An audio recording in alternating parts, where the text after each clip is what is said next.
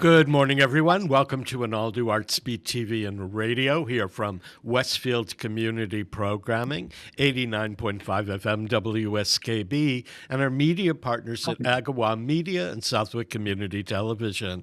I'm your host, Mark Auerbach, and today we are previewing Broadway with Strings Attached, which the Springfield Chamber Players will be bringing to 52 Sumner in Forest Park, Springfield on Saturday night, April 26th. It's a cabaret-style show where you can sit at tables and chairs and visit the bar throughout the performance. And it features Quartetto Mosso, which is the Springfield Chamber Players outreach group. They're a string ensemble. It features two vocalists, Spencer Reese, Sarah Vincelett Dredge, who is here with us this morning, and two narrators, myself and Marty Kluger, who's here this morning. Good morning to both of you. Good morning. Good morning.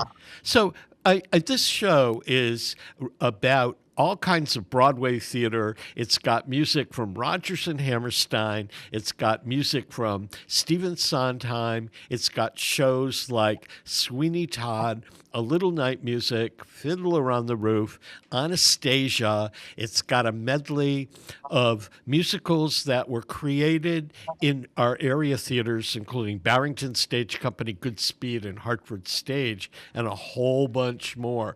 So, Marty, I'm going to start with you. How did you get into musical theater as a classically trained timpani player? That's a great question, Mark. Well, you know that over the past number of years, I've been balancing a science career down in New Haven at Yale with the Springfield Symphony.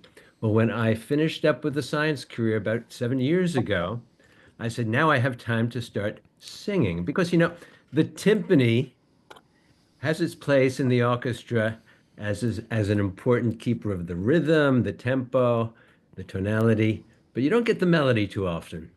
So I always wanted that melody, and I started singing. And since science is about telling stories, and I was already singing, I sort of put the two together and started doing some acting and singing in musicals. That's how it happened. And some of the musicals that you've done, throw them out here. Oh, sure. Well, we did Cabaret down in New Britain. There was a whole medley of Richard Rodgers and Hammerstein Review down at Madison Lyric Stage. And most recently at the Suffield Players, I acted in A Few Good Men. That was a wonderful experience. Of course, it's not a musical, but it's one of those plays I don't think will ever be made into a musical. No. Yeah. Well, there's Monsieur Dark and Beauty and the Beast. That was fun. Okay. And Sarah, your career has spanned musical theater and opera. How did you get into musical theater, and what are some of the shows that you've done? Sure. So how did I get into musical theater is kind of a funny question for me because I feel like it's always been a part of who I am. My identity, it's like breath in some ways. So I remember my first memory of musical theater was like I was 4 or 5 years old and I was camping with a friend's family and they had this little black and white portable television like while we were camping, and Into the Woods with Bernadette Peters came on. And I remember thinking, this is what I want to do. I don't want to roast s'mores. I want to sing like Bernadette Peters. It was like a life-changing event. And so pretty soon after that, really young, I started having voice lessons because I was already like in dance class and being a very active child. And my teacher assigned me Castle on a Cloud from Les Mis, and I became totally obsessed. I grew up in Southern California, and my parents drove me to LA so I could see the show the same night as the '94 LA earthquake, which was insane. But I saw the show. And then it just became this passion. I went to like a fine arts elementary school, and it just became the love of my life. And then when I got to high school, I thought, you know what? I'd really like to try classical music. It'll help me with my musical theater. And my voice lends itself to that kind of, timbre. So I went to school for classical music and grad school for classical music for opera performance and found my way back to musical theater, which feels excellent. And now I get to teach musical theater and I get to teach classical music and, do it all. It's lovely. Are there any particular musicals that you've done or wanted to do that are very special to you? Yes. So I got to be Julie Jordan in Carousel with a light opera company near Boston. And it was this dream come true because I remember being way too young, like 10 years old, singing "If I Loved You." We would go around to like retirement communities, and I would sing that song because I loved it so dearly. So when I got to sing it for real as Julie, it was this like big moment in my life, this connectivity, and that was really special for me. And Marty, what musical attracted you as you were thinking about doing musical theater? What musicals were floating through your head that were on your wish list to do? Okay, Mark. So I had a wonderful experience in music as a high school student. We had a great band director, and we did 4 musicals over the course of my high school career there.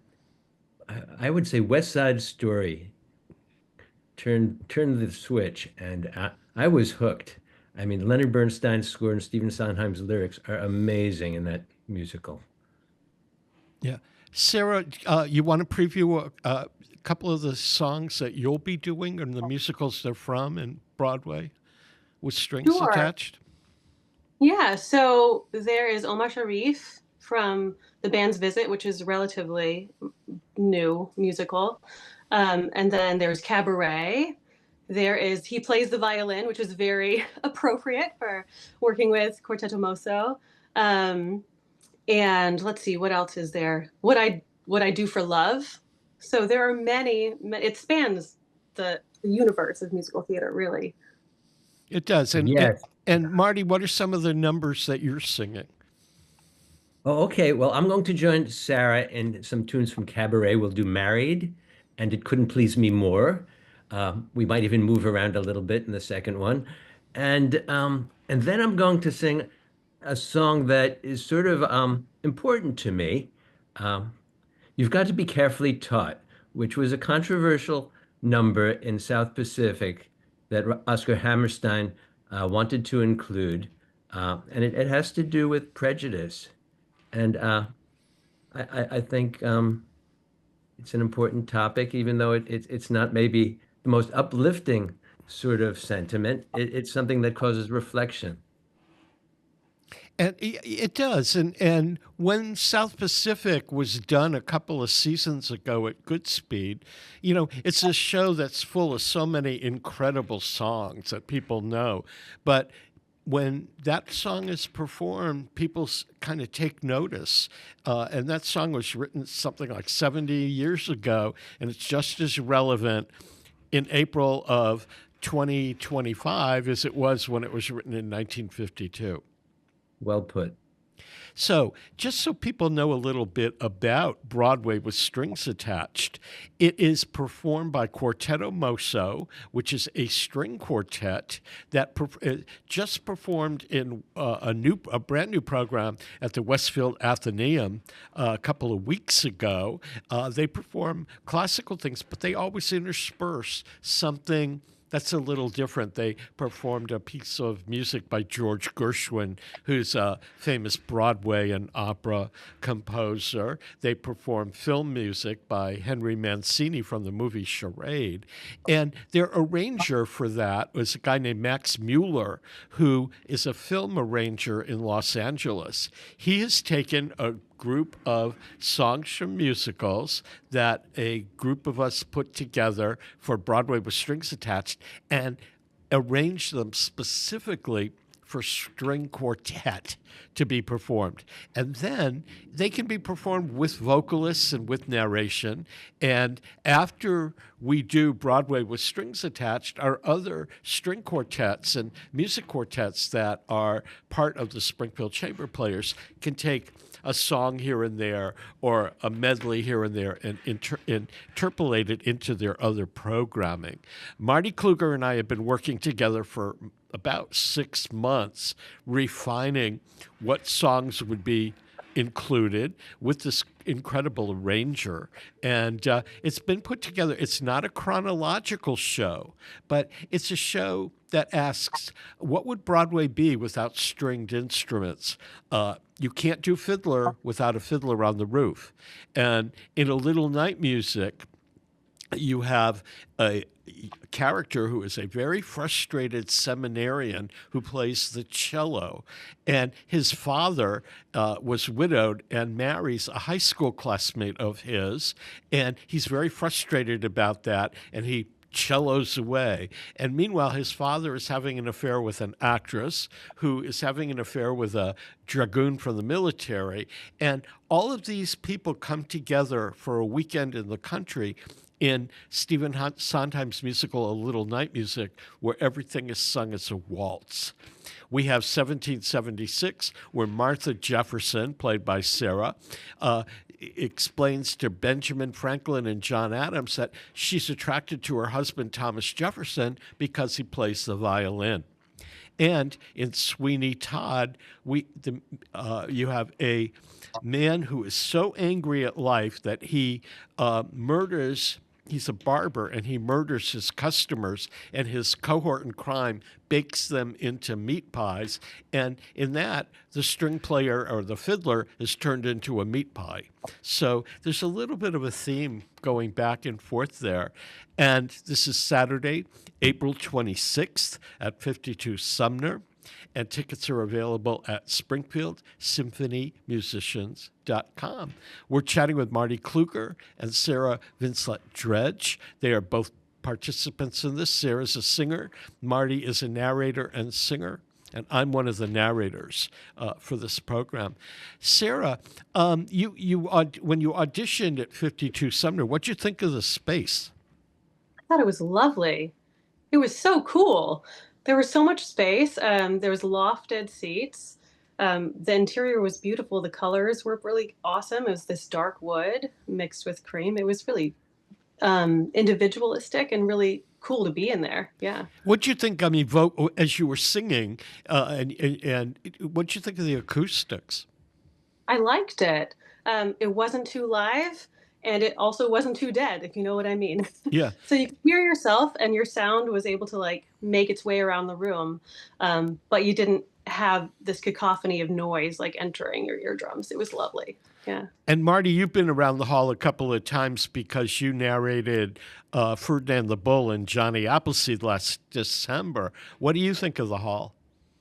It's a lovely new addition to Springfield performance spaces. It's a beautiful spot for the audience. It has this high ceiling. There's a lot of wood, so that helps the acoustics so much. I think they've done a great job in refurbishing this space, and people should come check it out. Yeah, and when we all went to check it out the first time, you brought a little box with you. I don't know whether it was a tape recorder or what it was, and you sang just a cappella. And I was in the last row or at the back of the theater, and I could hear you without you using a microphone. Yes, it projects the sound in a very nice way. So we're going to take a break to acknowledge our underwriters, and we'll be back more to talk with Marty and Sarah about Broadway with Strings Attached. Peter Coles is our chief engineer. I'm Mark Auerbach. Don't go away. Underwriting for Community Radio on WSKB is brought to you in part by Rockies. Over 30 convenient locations throughout Massachusetts, Rhode Island, New Hampshire, Connecticut, and Florida. One of the nation's largest ACE dealers. Expertise and great product selection in paint, hardware, lawn and garden. That's Rockies. Rock solid service since 1926. On the web at Rockies.com. Listen to me, Michael Buster McMahon, Mondays 8 to 10 a.m. to learn the stories behind your favorite songs. Or don't. I'm not the boss of you. Community Radio 89.5 WSKB. Live from Studio 120 at Westfield Technical Academy, this is WCPC Channel 15 at 89.5 FM, WSKB Westfield. Welcome back to Artsbeat, everyone. I'm your host, Mark Auerbach. Peter Coles is our chief engineer. If you missed a part of today's program, want to watch it again, or share it with friends, you'll find it archived on YouTube under WSKB Community Radio. We're chatting with the folks from the Springfield Chamber Players about Broadway with Strings Attached, which comes to Springfield's 52 Sumner Saturday, April 26th at 8 p.m. Doors open at 7. The seating is table seating, so you sit around a table. There is bar service available. Hall opens at 7. Concert begins at 8. And it's kind of a long medley of Broadway musicals from some shows that you may know very well and some shows that may be a little more obscure. If you're old school Broadway musical person, you'll hear songs from Rodgers and Hammerstein and Stephen Sondheim, a little snippet of George Gershwin, which the Quartetto Mosso plays in a lot of their concerts. It's a lullaby he wrote because he wanted to write one. And he's known for musicals like My One and Only, Girl Crazy. He's known for opera, Porgy and Bess, and classical music pieces like An American in Paris and Rhapsody in Blue. You'll hear something from Fiddler on the Roof. You'll hear something that Richard Rodgers wrote after Oscar Hammerstein died. He wrote a musical called No Strings for Diane Carroll, and it was performed without any strings in the instrumentation.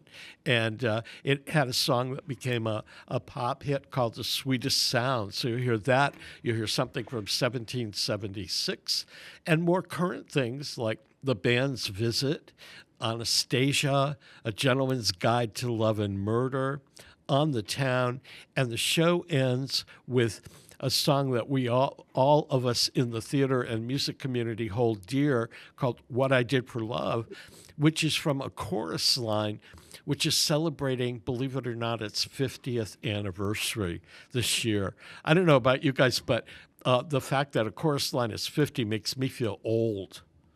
Yeah. Yeah. And we haven't mentioned this yet, but Mark wrote a wonderful narration to this show. And it's sort of like a journey through Broadway history, a time travel and a space travel all put together. It brings together just such a wonderful assortment, a collage of Broadway shows and songs. It's really everything all at once. And the way that Max Mueller, our arranger, took the Broadway sound and put it into the hands of a string quartet, this is something pretty new and pretty rare. So it's a new experience from that point of view. It was fun to write it. And, Marty, you collaborated along with Beth Welty from the Springfield Chamber Players. But hearing the arrangements that Max Mueller did, I've never heard Broadway performed by a string quartet before. I know that there are instrumentations out there that high school string quartets and people can rent that are include Broadway so they can play weddings and things like that. But this was written for performance, and the arrangements are great. And yeah, the addition of vocalists, we have two. One is Sarah. The other is a tenor, Spencer Reese, who comes from University of Connecticut's theater department and has done a lot of musicals. I think it adds so much. Sarah, when you perform, do you generally perform with an orchestra, a pianist, or have you ever done Broadway with a string quartet? I have never done Broadway with a string quartet before. I'm so excited. What appeals to you about it? What makes it different? Do you have to approach the songs differently because of the accompaniment, or are you just going for your sound and hoping you guys all match up?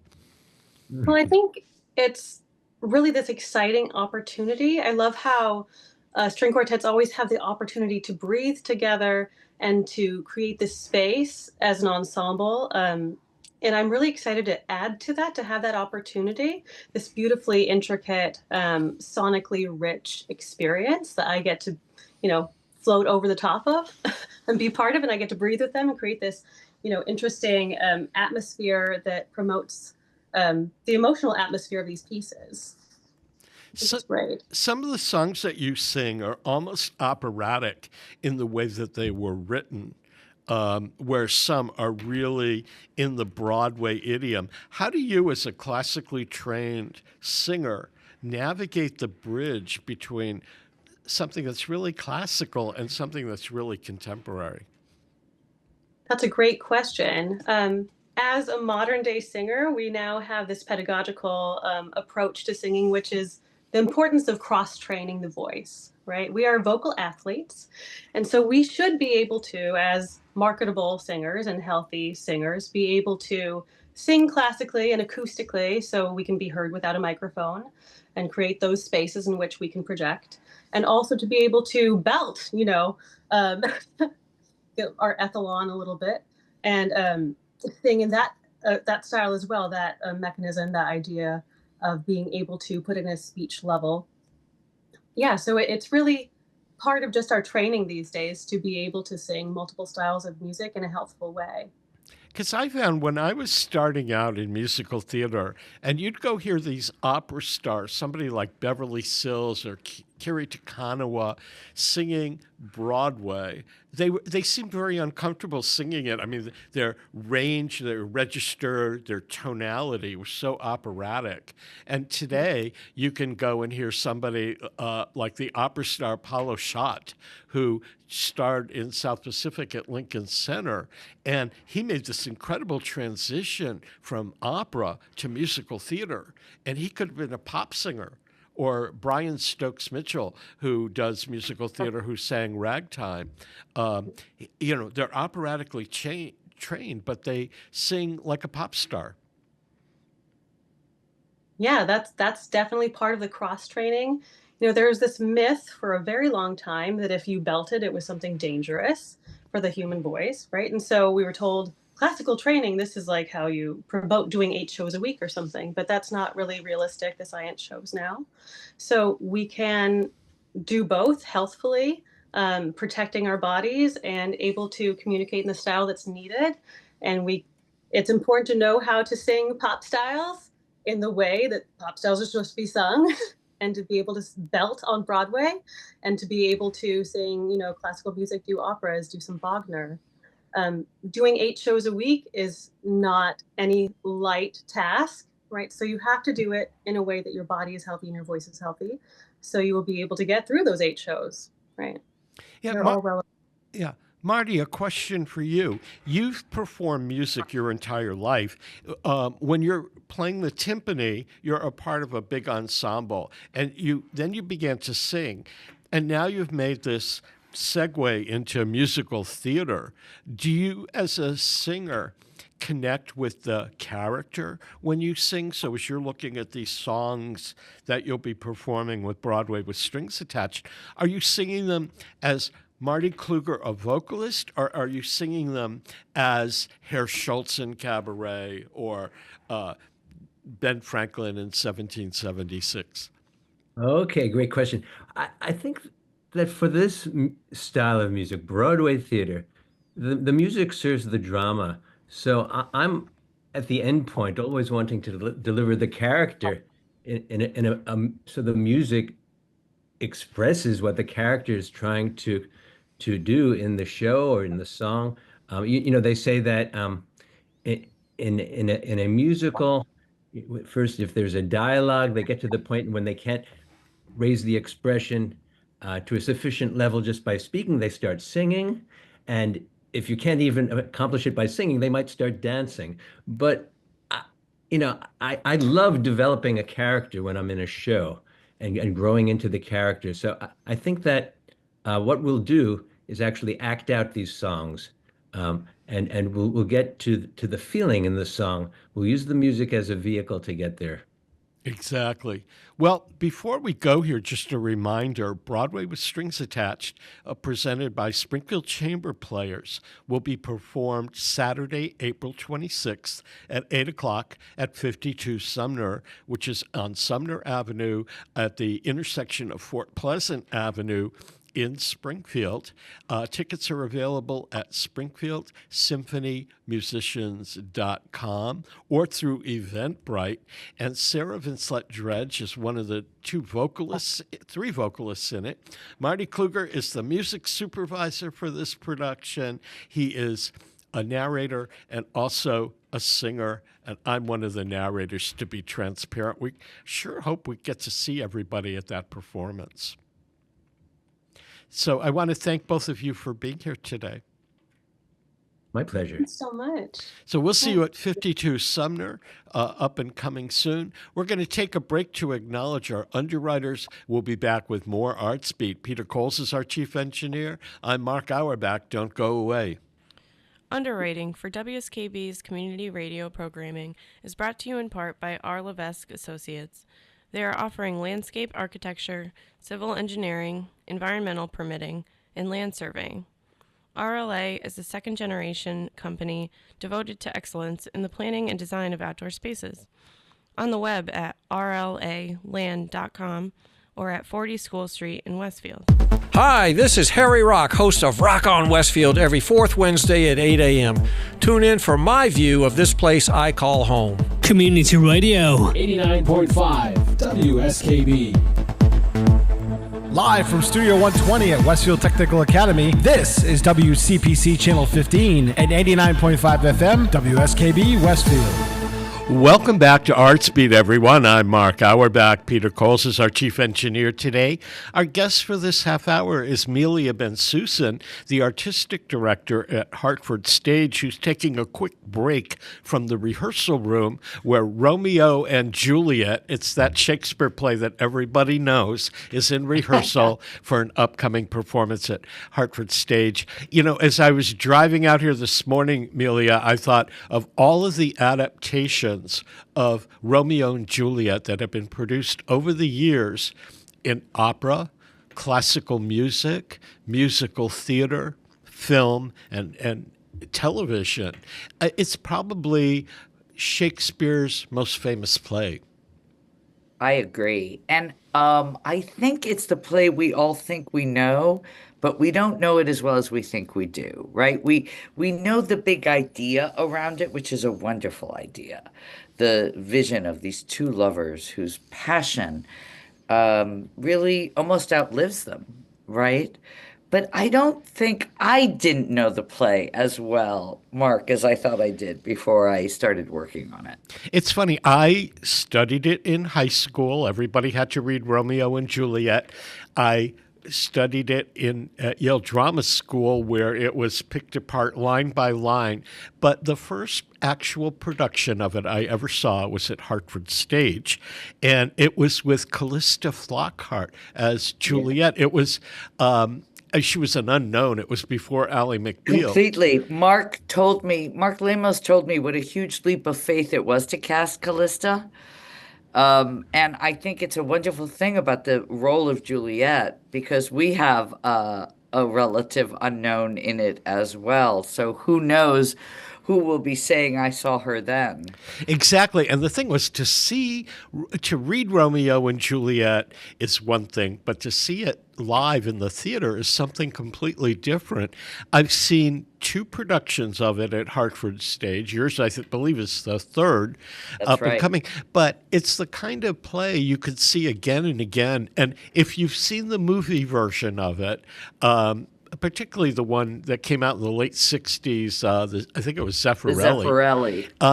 It's so different on stage because the emotions and the interplay with the audience turn it into something that it should be, rather than a quick snapshot of a period in time. I love what you're saying, Mark. I call it a bit the Mona Lisa effect, where you see a work of art from a distance and you know it's supposed to be great, but you don't necessarily feel. And with Romeo and Juliet on stage, it's so interactive, as you said. It's so alive. And it's really as much about a community as it is about Romeo and Juliet, which we forget because we think of the principal actors in it. But they're surrounded by a community that needs healing and that has a lot of festivity and joy as well as rage within it. How many times have you directed it? Okay, so true confessions. This is my first time on this play. Oh my Mark, gosh. when you and I talked about Winter's Tale, that was my third outing with Winter's Tale. So I feel like a novice on this play. It speaks to me so much. It's a slightly different take, I think. Well, each take, as you said, each production is different. I was really struck by the relationship to death in this play, and it's not as predictable as they were alive and then it's sad they die. I feel like there's a sense of the dead always being present with the living in this play, and that Romeo and Juliet do outlive their deaths, if I can put it that way. And I was very struck in my upbringing of the festivities in Mexico around Dia de los Muertos. And I was thinking a lot about that ball and the celebration that they have at the core where Romeo and Juliet meet, and thinking about that really being evocative of a kind of Dia de los Muertos party, and both hearkening, sort of foreshadowing what's going to happen to the couple, but also celebrating that even when you die, you're still present, especially if you've loved people greatly. Your love does outlive your own demise, which I find at this moment very meaningful. When were you first exposed to Romeo and Juliet? I was trying to remember, and to be honest, I don't think I've ever seen a production of it live until this year when I saw Sam Gold's Broadway production of Romeo and Juliet. So I think, like you, I had read it. Unlike you, I didn't get to see Mark's wonderful production of it here, nor Darko's. So for me, I'm really treating it like a new play.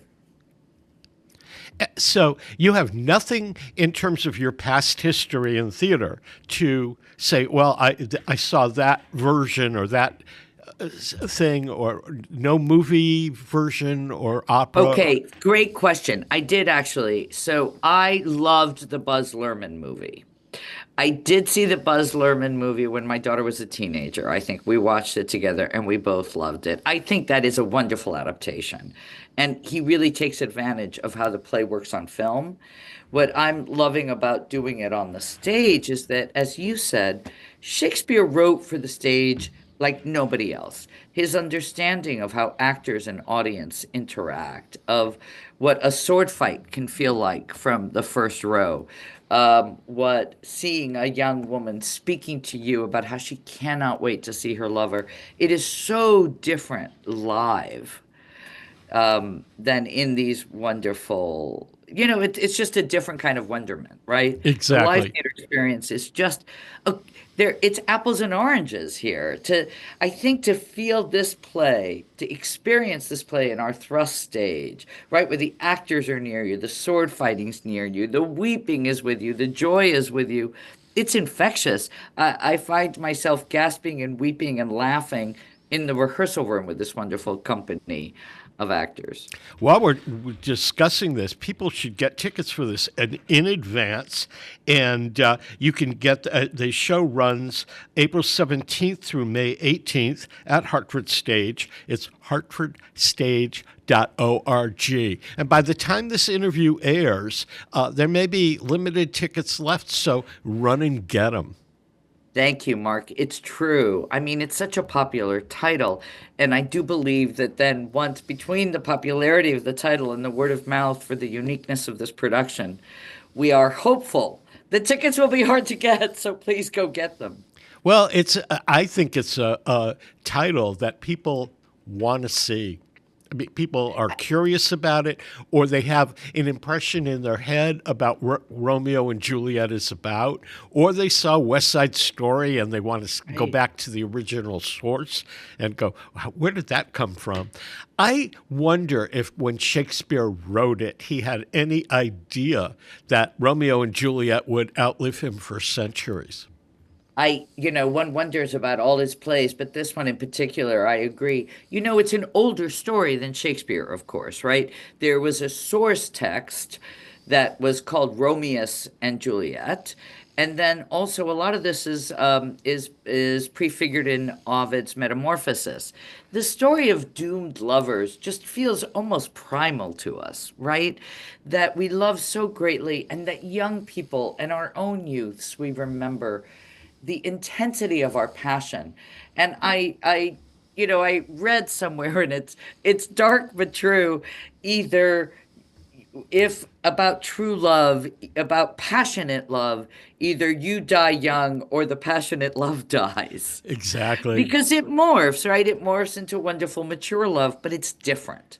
And so the Romeo and Juliet, this play, is as much a celebration of life and passion as it is about or includes within that celebration a sense that, as a character says, all things that live must die, right? We have that in the voice of Lord Capulet bemoaning or just noting that, yeah, nothing is forever. And I think in that sense, this play is a great celebration of how we have to live to the fullest because we are all mortal ultimately.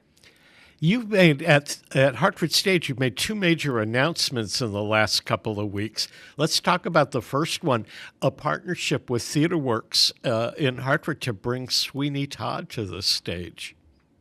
Yeah, we're thrilled about this, How right? How did that come to be? I mean, I know co-productions are kind of the norm now in regional theaters. I know Barrington Stage, their primary trust is coming to TheaterWorks, and they've got some plays this summer that originated in Costa Mesa in California, and Hartford Stage has done co-productions of works in the past, but it's very unusual for two theaters a couple of blocks away to do a co-production. Isn't it wonderful? I mean, it's really about, you're absolutely right. Co-productions have been on the rise, both for budgetary reasons, right? Economically, it can make it possible to do more work, to do larger work than our budgets might allow. But in this case, it's not only economic, but it's also this sense of trying to signify a cultural shift, that all theaters work together, that we're colleagues, that we can share resources, that Hartford needs both TheaterWorks and Hartford Stage and Artsbeat and Charter Oak and Goodspeed and Long Wharf. I mean, Connecticut needs all these wonderful theaters. TheaterWorks and Hartford Stage are literally right 4 blocks apart. And we've all known each other. We all socialize and support each other unofficially. It felt time to really join forces and say, we believe in this community and we believe in theater thriving in this community. And the way to do bigger work and excite our audiences is to collaborate on this. A fun detail, Mark, we did some research. We only have a 7% overlap in subscribers. 7%. It's a really small number. So that means there are people who love theater, who have picked one theater over another, and we're saying, come to both. And the way to invite you into both theaters is to show you this extraordinary production of this amazing Sondheim classic. And strangely enough, Hartford Stage has never done Sondheim. This is the first time Hartford Stage produces a Sondheim work, and as one of the country's premier theaters, where I feel our brand is really to celebrate classic works of all kinds, it is, if you'll forgive me, a shanda that we've not seen Sondheim on our stage, and this is a thrilling way to do it. And Rob Ruggiero at TheaterWorks, who directs musicals all over the country when he's not directing in Hartford, his expertise in bringing a Sondheim work to the stage, especially at Hartford Stage, which has housed 2 major musicals in the last decade that have gone on to Broadway. It's a super partnership. It is a super partnership. I was privileged to see an archival video, right? Productions are videoed in theaters, but we're not allowed to share those videos with audiences, right? They're specifically for the profession. And I was able to see Rob's previous production of Sweeney Todd. And so he's directed this musical, and he and I really share an aesthetic. If you think about TheaterWorks and Hartford Stage, what we have in common is a sense of intimacy with the audience and a sense of accessibility of the work, right? So this will not be the Broadway scale Sweeney Todd with the proscenium. This is about an immediacy of the production. It's a chamber production of Sweeney Todd that really reflects the aesthetics of both our institutions, where we prioritize the connection between the actor and the audience. And this production will do that. I saw a production of it at the now, I guess, defunct Nutmeg Summer Theater at Yukon and Stores that was done in a smaller theater, and it was done as a concert version with the orchestra on the stage and the actors interacting. And I always felt that it didn't need to be in an opera house or in a big Broadway house, that it could be done smaller. But when Rob talked about doing it, I guess a couple of years ago he was on the program and he said it was something he wanted to direct. I couldn't picture it in TheaterWorks and how he could make any money doing a show that large in a 150-seat house. Right. But Hartford Stage is the perfect location for it. It's the perfect location. It's a dream project of his. I am a huge fan of that musical. I love him directing it here, and I love that it will reflect the Hartford Stage aesthetic of intimacy and connectedness, and the creepiness of that show, I think, will really come through with a chamber version. So we're very excited about it, as well as the rest of the season. Yes, so let's talk about that new season, because it's pretty exciting. There is, Yay! I saw it. I just actually wrote about it for Mass Live. It'll run any day now. But an American classic kind of is on it, which you're directing. Yeah, so we had great success with the production of All My Sons that Marsha Mason starred in a couple of years ago. And I have been a fan of Death of a Salesman and Arthur Miller really since I could, since I first became aware of serious drama. And I think Death of a Salesman it's a dream play, Mark. It's a memory play. It's, I think, far less literal than people think of it as being. And I think it really speaks to all of us at this moment. It's not so much that the American dream fails Willy Loman as that he misreads the culture. And I think so many of us are trying to figure out how to succeed in this country at this time, that it's a play that really speaks to all of us. I also will share that for me, it's a very Arthur Miller's Jewish upbringing and his family's history, for me lives very presently, being a Jewish American as well. And so I hope to bring out those colors as well in this play. So what are the other plays of 25-26? So I'll be selfish and talk about the other thing I'm directing, but it is the season opener. It's a world premiere. First time ever this play will be done. It is a commission by Hartford Stage, which means we had the idea, we talked to the playwright. The playwright is Jeffrey Hatcher, who wrote Dial M for Murder, which much of your audience may have seen at any of the theaters it's been done in around the state and country. And he also wrote Hartford Stage's enormously successful Jekyll and Hyde.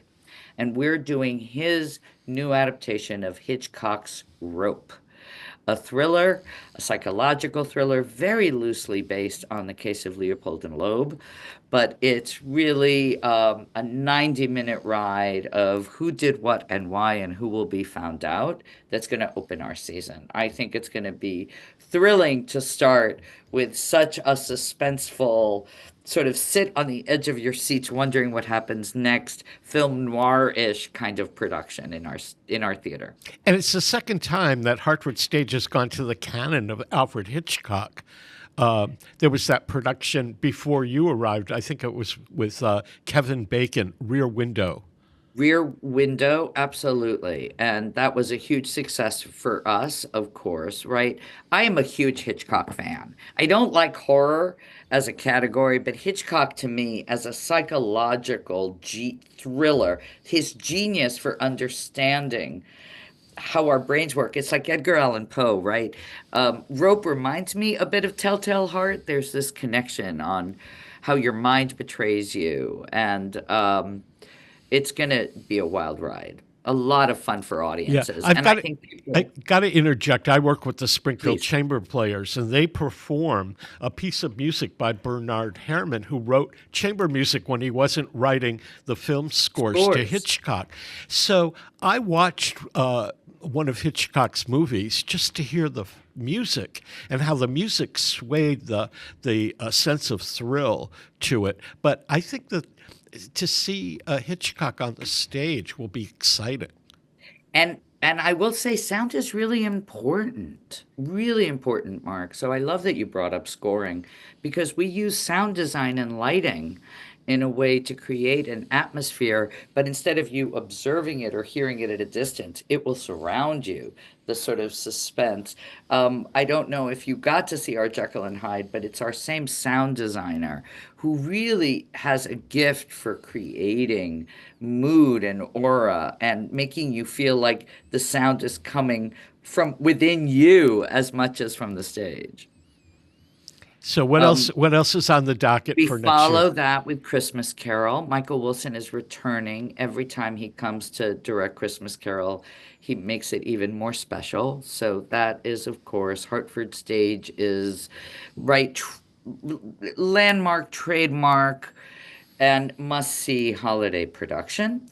And then we're doing the production of The Cottage, a very funny sex farce, which also has a murder. I seem, Mark, to have programmed a season full of dead bodies. And I welcome all of you who are listening or watching to come see if you can do a body count of how many people are murdered at Hartford Stage next season, both in a comedic vein and in a tragic vein. The Cottage had a very successful run on Broadway.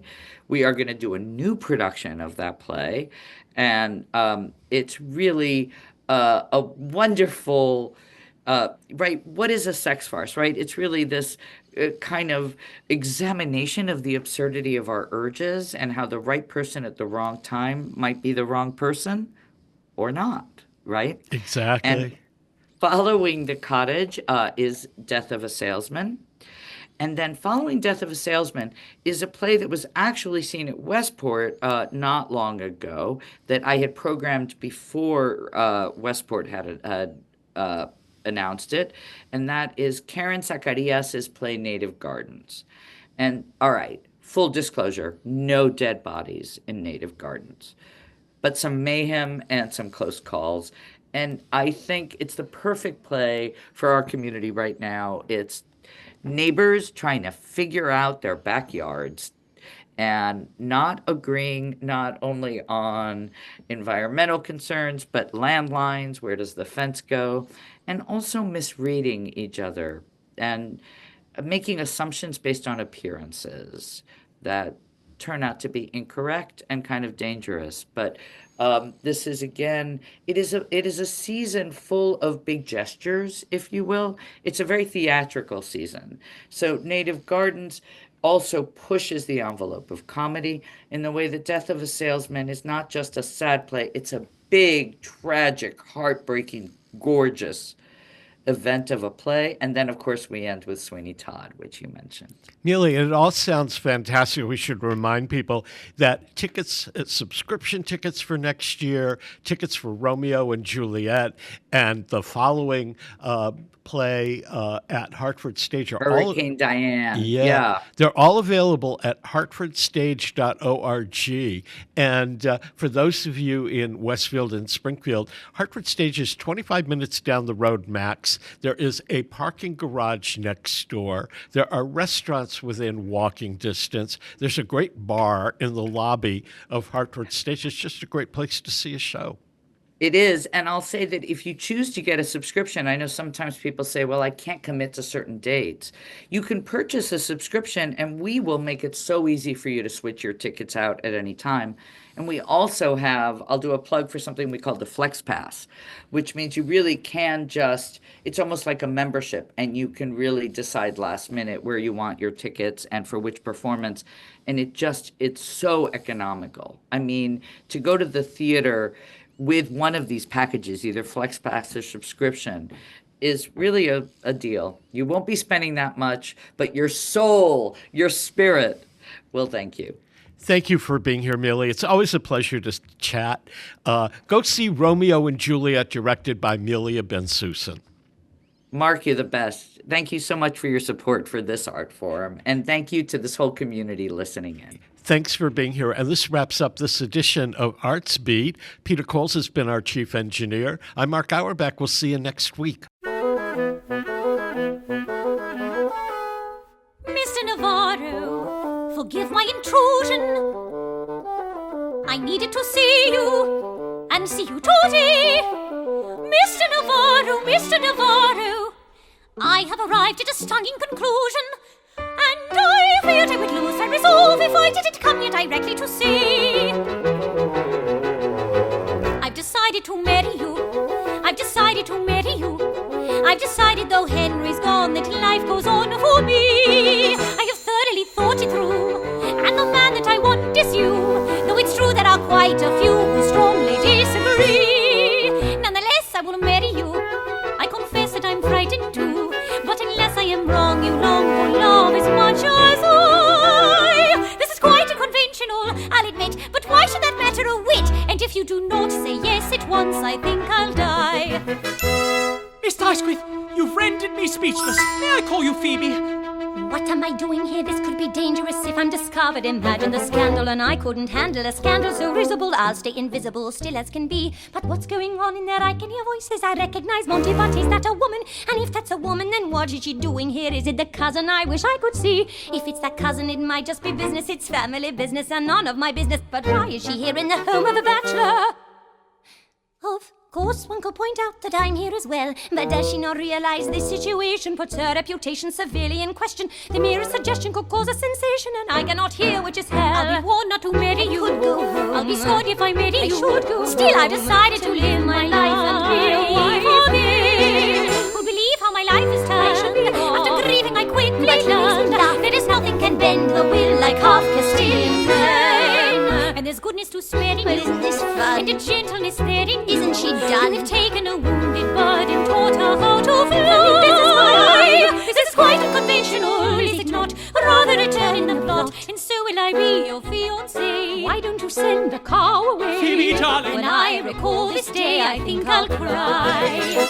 Oh, what was that? What was what? That sound. Is there someone here? Oh, pay no attention. That's my new manservant. He's just finding his way around. I'll be with you in a moment. Wadsworth! Isn't this madness? Who could foresee how one trick of timing could ruin it all? One in the parlor, one in the bedroom, nothing between them but me and a wall. Look at Phoebe, noble and pious, my esteem for her only grows. But when I am with Phoebe, I am on fire, thinking of Sibella, full of desire, passion, and dare I say it, love. But when I'm with Sibella, whom do I admire? None but Phoebe, perfect and lovely. Who couldn't love her, heaven knows. Round and round and round it goes. How happy I'd be to be at your disposal, my darling. Of course, I accept your proposal. Now we should kiss. That would be bliss. Darling, but first I'll say this. I've decided to marry you. Phoebe, I've decided to marry you. Sibella, Then the trumpet I hold is war would fall and set me free. Then again there's Sibella. Yes, I've decided to marry you. And Phoebe, look what you've done to me.